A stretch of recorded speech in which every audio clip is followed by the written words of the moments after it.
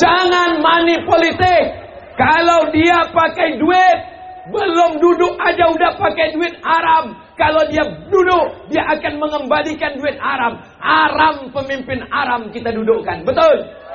Kalau bapak ibu sudah dipaksanya bersumpah, ku kasih duit 500.000, kau bersumpah, sumpah aja. Wallahi, tallahi, billahi. Habis itu puasa 3 hari. Setuju?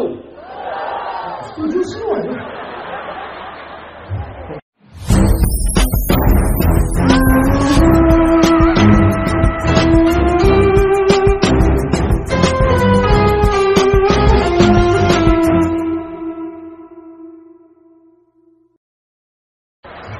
Kalau ada orang tak betul, maka kita bicara. Ini tidak betul, tapi dengan bukti. Mudah-mudahan dengan pesta demokrasi 14 Februari 2024 terpilihlah pemimpin-pemimpin, wakil-wakil rakyat yang adil dan amanah, insya Allah.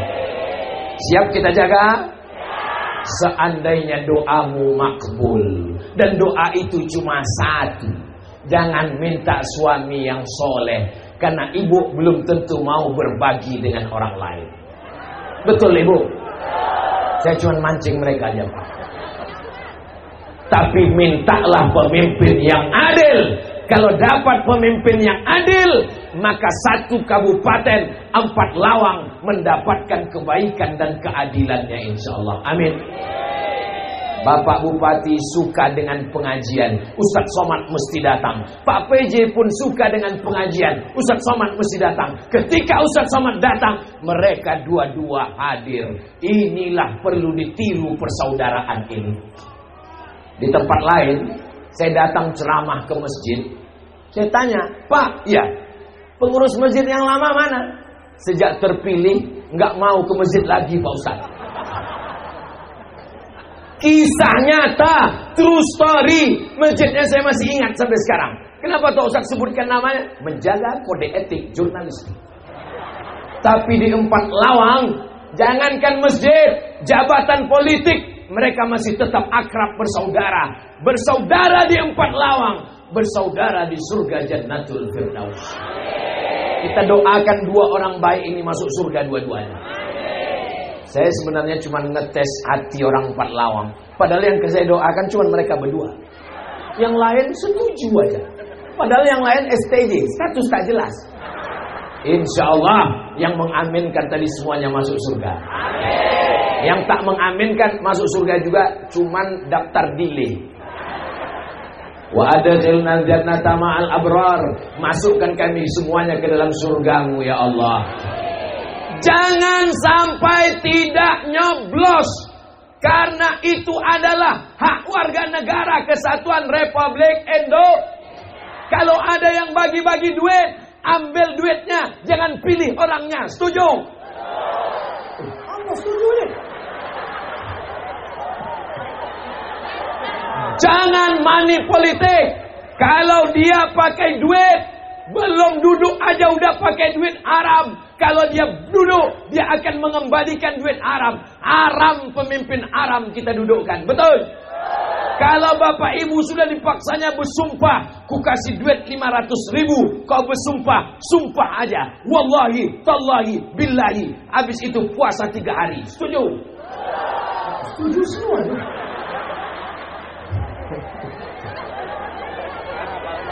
Kalau dia bagi duit, dia memaksa, diambilnya fotokopi KTP, lapor ke Pak Kapolres. Setuju?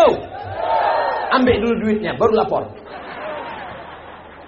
Ini orang-orang jujur semua. Apapun kata saya, setuju aja. Entah karena kepanasan, wallahu a'lam. Ini kalau ditengok-tengok tenda ini, saya lama juga. Gimana orang ini mendesain tenda? Mestinya tenda ini kan di depan gitu kan. Ini dibuat berkeliling. Rupanya ingin mengingatkan seakan-akan kita sedang tausiah di Masjidil Haram. Jadi tendanya keliling di tengah kepanasan. Yang paling tengah ini yang paling banyak pahalanya. Begitu cara menghibur orang yang kepanasan. Ya Allah, setiap tetes keringat saudaraku ini, balaslah kebaikan-kebaikan. Hapuskan dosa-dosanya ya Allah. tapi hutang tidak. Jangan pulang dari sini, besok ditagih orang hutang. Kapan kau bayar hutang? Kata Ustaz Somad, sebagaimana mengalirnya keringat kami semalam, begitulah dosa dan hutang kami sudah lunas. Itu bukan kata saya. Kalau tak percaya, bisa diulang lagi ceramah saya. Hanya di channel Ustaz Abdul Somad Official. Subscribe, like, share, and comment. Bapak Ibu yang dimuliakan Allah Subhanahu wa Ta'ala, 4 lawang. Yang pertama adalah bersaudara. Yang kedua, bagaimana Nabi di Madinah? Kepastian hukum. Ada seorang pencuri namanya Fatimah. Siapa? Teringat pula saya istri saya di rumah. Fatimah bintil Aswad mencuri. Lalu mereka melobi Nabi.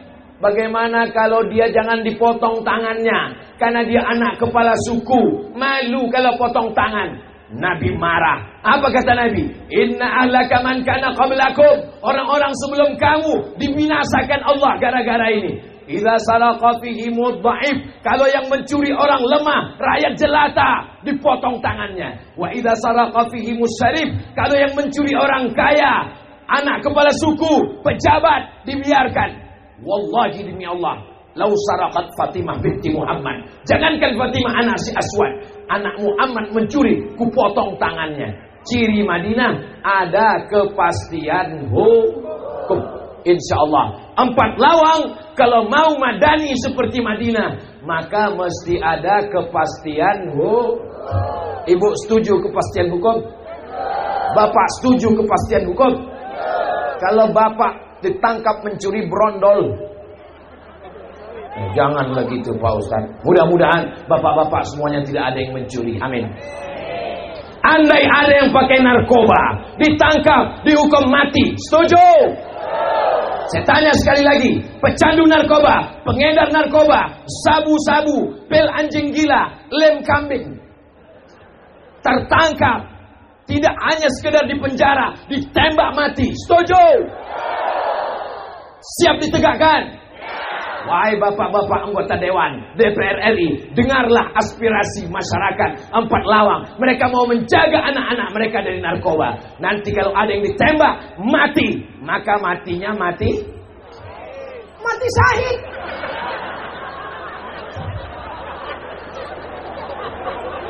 Mati syahid itu di Palestina, bukan bawa narkoba, mati konyol. Ya Allah, selamatkanlah anak muda kami dari narkoba, ya Allah. Yang SD insya Allah bisa kita jaga di rumah. Ibu bisa jaga anak SD di rumah.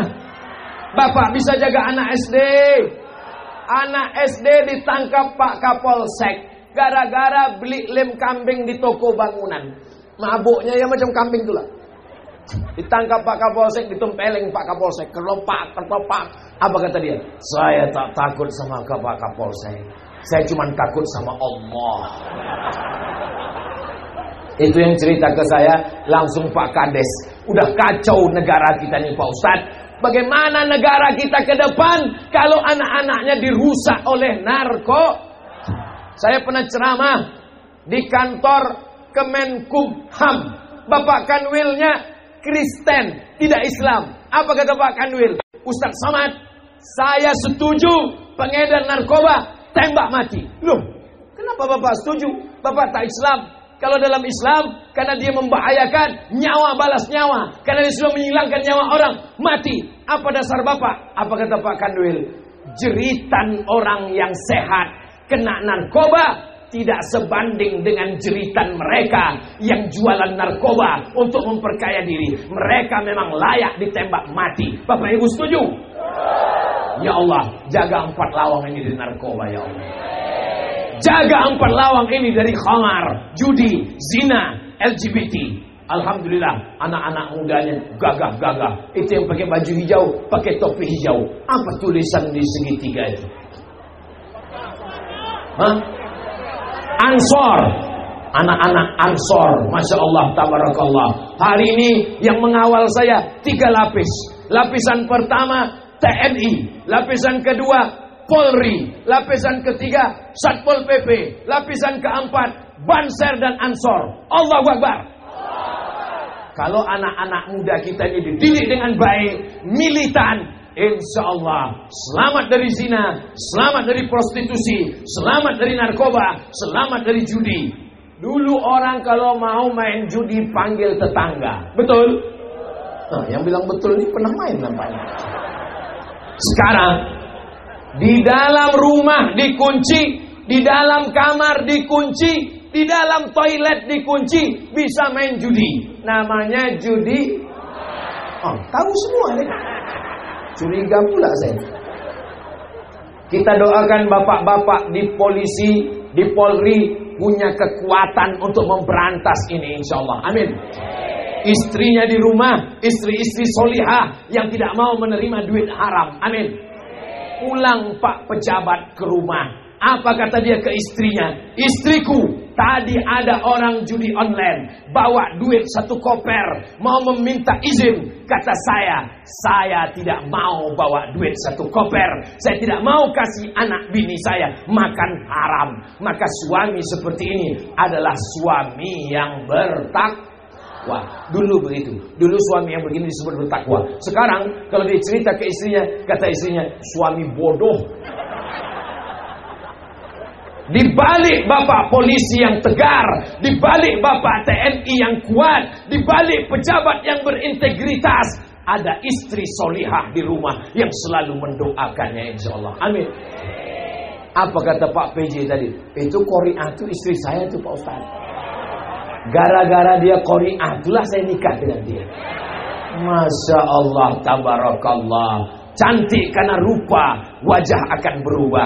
Cantik karena harta, harta akan hilang melayang. Tapi kalau cantik karena takwa kepada Allah, sampai ke surga tetap bersama. Amin. Bapak-bapak, adik-adik yang punya usaha sablon baju kaos, boleh ditulis di belakang. Cantik karena rupa akan terbang melayang. Cantik karena harta akan hilang. Cantik karena Allah, itulah yang kekal abadi hingga ke surga. Tapi baju kaosnya jangan dipakai sholat Jumat. Nanti orang nengok di belakang.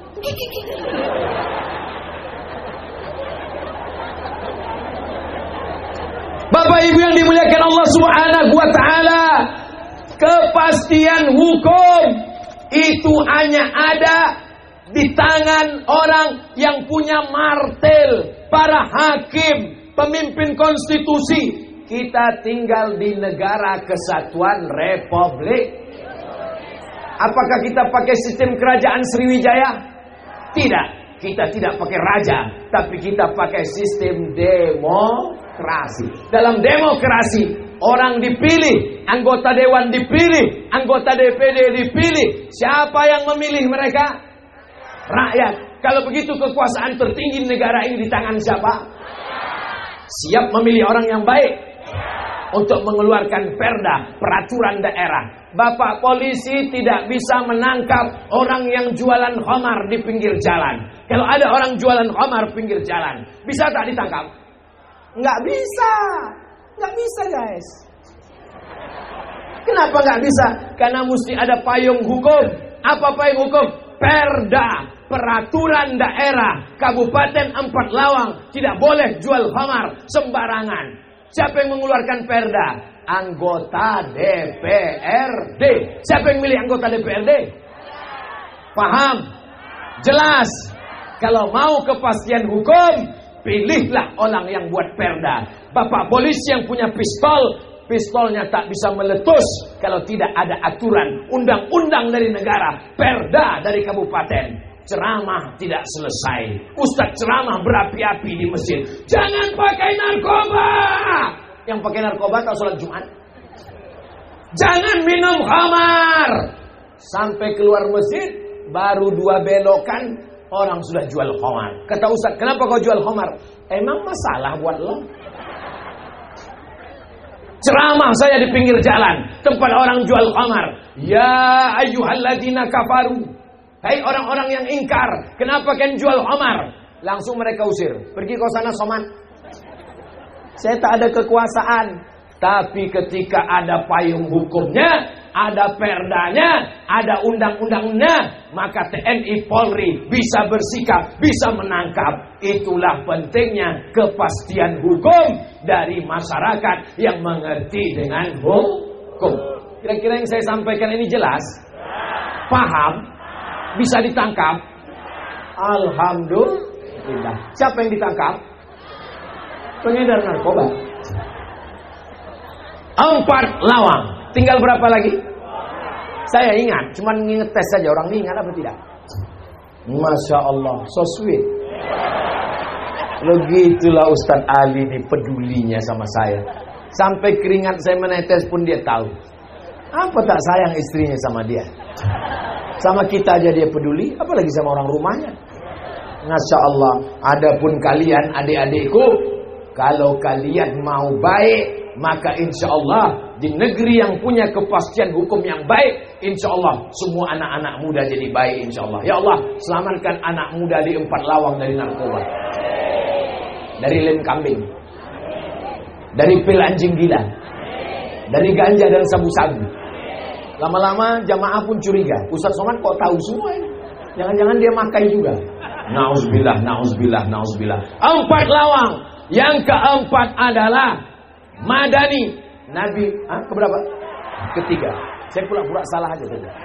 Yang ketiga adalah Nabi Muhammad di Madinah itu pertama mempersaudarakan, yang kedua kepastian hukum, yang ketiga membangun masjid.